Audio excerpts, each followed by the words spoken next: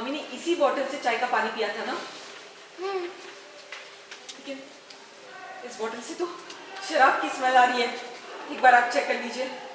Hi Anmol, firstly welcome to टेलीचंद्रा। सबसे पहले तो इस सीन के बारे में जानना चाहेंगे, क्या गड़बड़ हो गई है? यहाँ ये गड़बड़ हुई है कि रजत जी को हमें ठीक करना है और अनमोल ये ठान ली है कि कैसे भी करके वो रजत जी को ठीक करके रहेगी और इसी की कोशिश में वो लगी हुई है।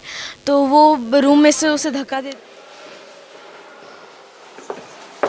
तभी हमें पता चलता है कि हमने जो प्लान किया था, हमने ये प्लान किया था कि रजत जी को दारू अब छुड़वाना है। तो अब हम सुनहरी माँ को दारू पिलवाएंगे उनके सामने, नकली का, और फिर वो उनसे इफ़ेक्ट हो गए और फिर वो दारू अपने आप छोड़ देंगे। तो मैंने दारू की जगह चाय की पत्ती मिला दी थी उसमें। मामी ने इसी बॉटल से चाय का पानी पिया था ना? लेकिन इस बॉटल से तो शराब की स्मेल आ रही है। एक बार आप चेक कर लीजिए। उसमें एंड उन्हें वो पिलाया था, लेकिन गलती से बुआ जी ने उसे जानबूझकर मिक्स कर दिया दारू से वापस, और गलती से सुनहरी माँ ने दारू पी लिया इंस्टेड ऑफ चाय का पत्ती। और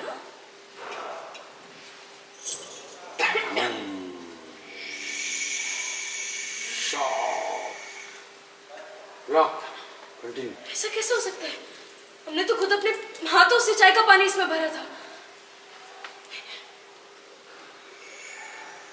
दीवू, नंदनी, दीवू दीवू माँ के साथ है कहीं कुछ।